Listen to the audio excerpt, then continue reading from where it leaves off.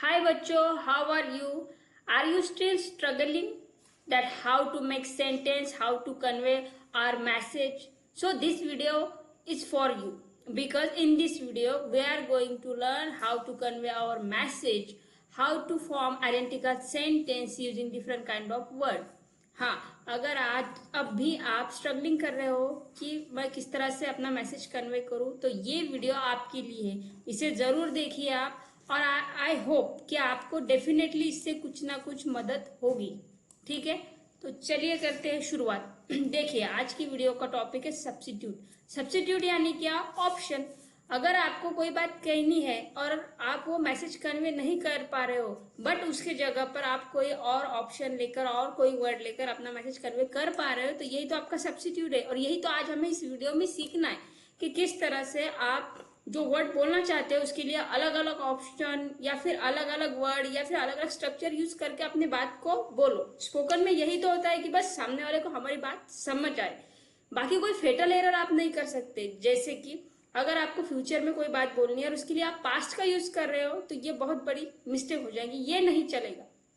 हाँ, लेकिन अगर कोई वर्ड आपको याद नहीं आ रहा है प्रॉपर वर्ड, तो उसकी जगह दूसरी वर्ड लेकर आप अपनी बात को कह सकते हो। तो चलिए करते हैं शुरुआत। और आई होप कि आपको ये वीडियो बहुत हेल्पफुल होगी।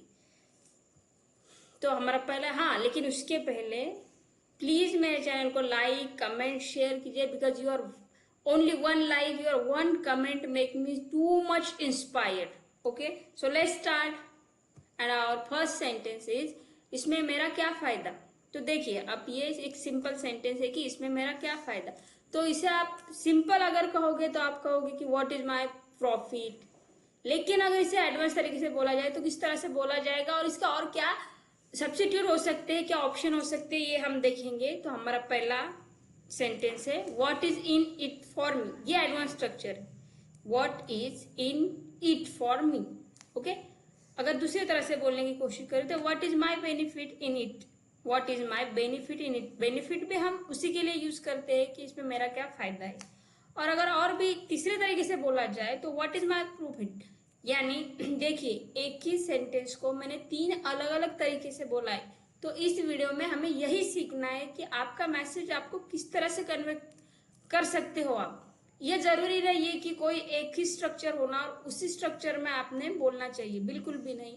अलग अलग तरीके स्ट्रक्चर लीजिए, अलग अलग तरीके के वर्ड लीजिए और अपने बात को सामने वाले तक पहुंचाइए। बट कहीं पर भी स्ट्रक नहीं होना है, क्योंकि आप रुक गए, स्टॉप हो गए, स्ट्रक हो गए तो फिर सब रुक जाता है। ओके, देखते हैं नेक्स्ट सेंटेंस। आप कहां पर हो। अब ये तो हमारा आम बोलचाल का सेंटेंस है कि आप कहां पर हो। तो वेयर आर यू से हम पूछते हैं, लेकिन इससे और किस तरह से पूछा जाएगा ये देखेंगे हम। देखिए, वेयर आर यू हमारा कॉमन क्वेश्चन होता है, लेकिन एडवांस में अगर बोला जाए तो what place are you in. What place are you in यानी इस वक्त आप कहां पर हो, कौन सी जगह पर हो। इन है मतलब कौन सी जगह में हो, इस तरह का सेंस नहीं लेना है, कौन सी जगह पर हो, कहां पर हो। ठीक है, इसका एग्जाम्पल अगर बनाए तो what place are you in, where is too cold right now. मतलब अगर आपका कोई दोस्त है, कोई रिलेटिव है और वो बता रहे हैं कि अरे हमारी तरफ तो बहुत ही ठंड है इस वक्त और आपके तरफ गर्मी हो, तो आप पूछ सकते हो कि ऐसे कौन सी जगह पर हो आपकी जहां पर इतनी ठंड है। सो हमें पूछना होगा what place are you in, where is too cold right now. Okay, one more example, what place are you in, where is so much noise. अगर आप किसी से बात कर रहे हो फोन पर, आपको उनकी आवाज नहीं आ रही है, ब्रेक हो रही है, तो उस वक्त आप पूछ सकते हो कि, और हम पूछते ही है जनरली, कि आप कहां पर हो जहां पर इतना सारा शोर है। ठीक है, अब what place are you in को लेकर आप एक सेंटेंस कमेंट बॉक्स में लिखिए या फिर अपने नोटबुक में लिखिए, बट लिखना जरूर। ठीक है, चलिए देखते हैं नेक्स्ट सेंटेंस। और हमारा नेक्स्ट सेंटेंस है turn out to be. Turn out to be का यूज होता है कोई चीज सामने आना या कोई चीज सामने निकल कर आना। जैसे कि आपने किसी चीज के बारे में कुछ और सोचा था और जब वो सामने आई तो कुछ और निकली। चलिए एग्जाम्पल से समझते हैं। I use to think of you as a clever but you turn out to be a big idiot. यानी मैं समझता था कि तुम बहुत होशियार हो, बट तुम तो इडियट निकली। मतलब तुम इडियट की तरह मेरे सामने आए। ठीक है, नेक्स्ट देखते हैं। I found him a big idiot. अब देखिए, पहले वाले का भी वही सेंस हो रहा है, पहले वाले सेंटेंस का, और दूसरे वाले सेंटेंस का भी वही सेंस हो रहा है, बट इसमें फर्क ये है कि दूसरा वाला जो सेंटेंस है वो बिल्कुल सिंपल है, यानी सिंपल तरीके से आप अपने बात को पहुंचा सकते हो। कोई जरूरी नहीं है कि ये पूरा स्ट्रक्चर, ये पूरा सेंटेंस आपको बोलना ही है। इस तरह से भी बोलकर आप सामने वाले को बता सकते हो कि आप क्या बताना चाहते हो। ठीक है, I found him a big idiot, इसका भी मीनिंग वही हो रहा है। जैसे कि मैंने आपको पहले बोला कि आइडेंटिकल सेंटेंस, आइडेंटिकल यानी सेम, एक जैसे, कि दोनों में भी एक ही बात कही जा रही है, सिर्फ स्ट्रक्चर अलग अलग लिए गए हैं। ठीक है, नेक्स्ट, हम एक दूसरे से बात नहीं करते। इस बात को आप 2-3 तरीके से किस तरह कहोगे ये देखेंगे हम इसमें। अगर आप सिंपल तरीके से बोलने की कोशिश करोगे तो we don't talk each other, we don't talk each other, यानी हम दूसरे से बात नहीं कर, एक दूसरे से बात नहीं करते। अगर इसे थोड़ा सा और एडवांस तरीके से बोला जाए तो हम बोलेंगे we are not in talking term, we are not in a talking term, यानी हम एक दूसरे से बात नहीं करते। तो दोनों का भी सेंस सही है, सिर्फ कोई एडवांस है, कोई सिंपल है, बट आप अपनी बात कह पा रहे हो ये जरूरी है। नेक्स्ट, काश मैं समय को थोड़ा पीछे कर पाता। अब इस सेंटेंस को किस तरह से बोलेंगे आइए देखते हैं। काश के लिए हम लेंगे I wish I could turn the clock back, I wish I could. अब आई कुड यानी ये पाता के सेंस के लिए यूज किया जाता है। काश मैं ये कर पाता, काश वैसा हो पाता, काश ऐसा हो पाता। तो I wish I could turn the clock back, turn the clock back यानी समय को पीछे लेना। इसके लिए अगर आपको दूसरा सेंटेंस चाहिए तो देखिए, I wish I could turn the time back, clock की जगह हमने टाइम को यूज किया। अगर आपको कभी कभी बोलते हुए आप स्टक हो रहे हो, एग्जैक्ट अप्रोप्रिएट वर्ड आपके माइंड में नहीं आ रहा है, तो उसको चेंज कीजिए, उसको सब्स्टिट्यूट दीजिए और अपने बात को कन्वे कीजिए। I wish I could turn the time back. दोनों ही सेंटेंस इंप्रेसिव है, दोनों ही सेंटेंस एडवांस लग रहे, आप कोई भी यूज कर सकते हो। Next, how could you be. अब हाउ कुड यू, हमारा नेक्स्ट सेंटेंस है how could you be. How could you be का मीनिंग होता है ऐसे कैसे हो सकते हो। इस तरह के सेंस के लिए हम इसका यूज करते हैं। एग्जाम्पल से समझते हैं।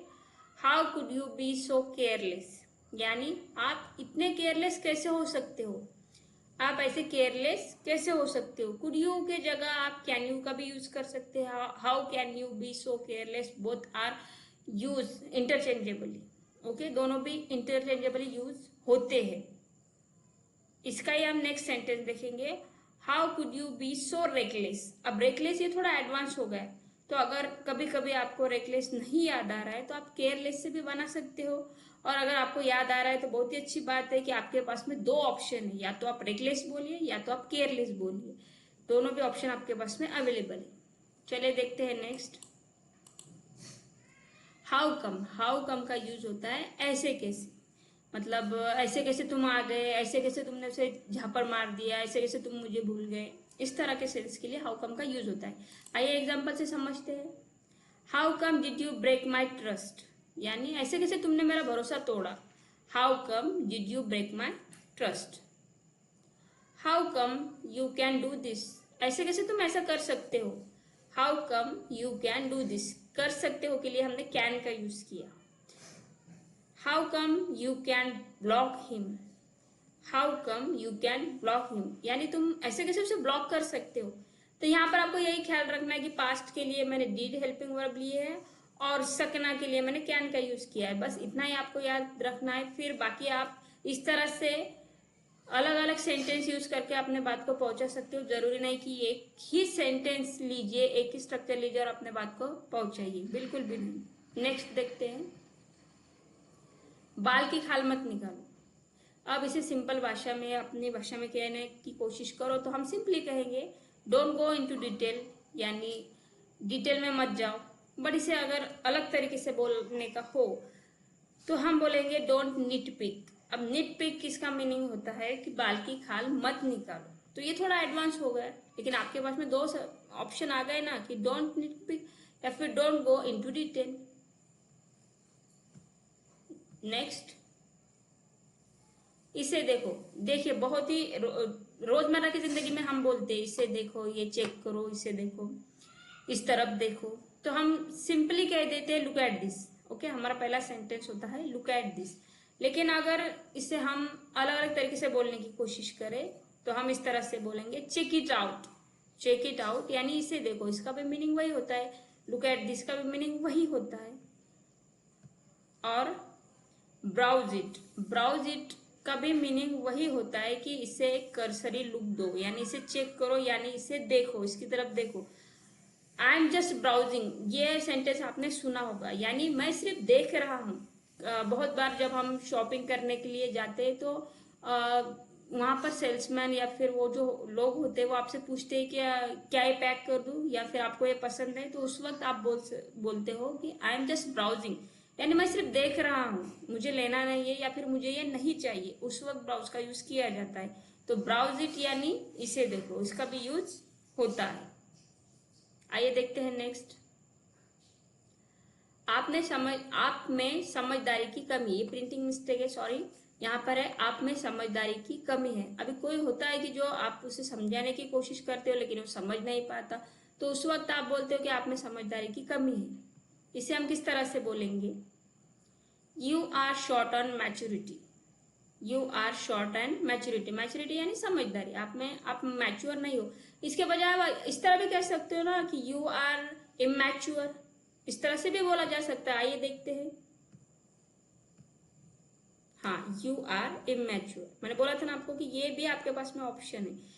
शॉर्ट ऑन ये थोड़ा एडवांस है, अगर आप इसको लेकर सेंटेंस बोलोगे तो बहुत अच्छी बात है, लेकिन कभी अगर आपको ये याद नहीं आ रहा है स्ट्रक्चर, तो आप सिंपली कह सकते हैं you are immature. You are short on यानी कमी होना, शॉर्ट ऑन यानी कमी होना। अगर आपको बोलना है कि आपके पास पैसों की कमी है तो आप बोल सकते हैं you are short on money, you are short on money. तो ये आपको ख्याल में रखना है। या फिर आप सिंपली कह सकते हैं यू आर सेंसलेस, इसका भी वही मीनिंग है ना कि आप में समझदारी नहीं है, सेंस नहीं है, आपको बिल्कुल समझ नहीं आता। तो 3 से 4 ऑप्शन हमारे पास में होते हैं, तो हमें यही सीखना है कि अटकना नहीं है, इन सेंटेंस का यूज करके हमें हमारे मैसेज को कन्वे करना है। ठीक है, नेक्स्ट सेंटेंस देखते हैं। अड़ा होना, अड़ा होना यानी कोई चीज के लिए हम अड़ जाते हैं ना, काफी बार हमने देखा है छोटे बच्चे जिद करते हैं यानी अड़ जाते हैं कोई चीज के लिए, तो उसे हम कहते हैं अड़ा होना। इसके लिए वर्ड है एडमंट, शी इज एडमंट यानी वो अड़ गई है, वो जिद कर रही है। ठीक है, अगर इसके लिए दूसरा वर्ड देखोगे तो he is bent on going there, यानी वह वहां जाने के लिए अड़ गया है। बेंट ऑन यानी इसका मीनिंग भी वही होता है, जिद करना या अड़ जाना। ठीक है, क्या आपको पता है कि तीसरा वर्ड भी इसके लिए है और वो है हेल बेंट। हेल बेंट का मीनिंग भी वही होता है, लेकिन इसका यूज कैसे होता है ये आप सर्च कीजिए, ये है आपके लिए होमवर्क, और प्लीज कमेंट बॉक्स में लिखना मत भूलिए। तो ये थे आज के कुछ एडवांस स्ट्रक्चर, कुछ एडवांस बातें जो मैंने आपके साथ में शेयर की कि किस तरह से आप बोल सकते हो सब्स्टिट्यूट को यूज करके, ऑप्शन को यूज करके, और इसकी हेल्प से आप रुक नहीं सकते। इसलिए ये जानकारी आपके लिए बहुत ज़रूरी थी। आई होप कि आपके लिए ये वीडियो बहुत हेल्पफुल रही होगी। मैं मिलती हूँ आपसे नेक्स्ट वीडियो में, तब तक के लिए मुझे दीजिए इजाज़त और thanks for watching. Take care and bye bye.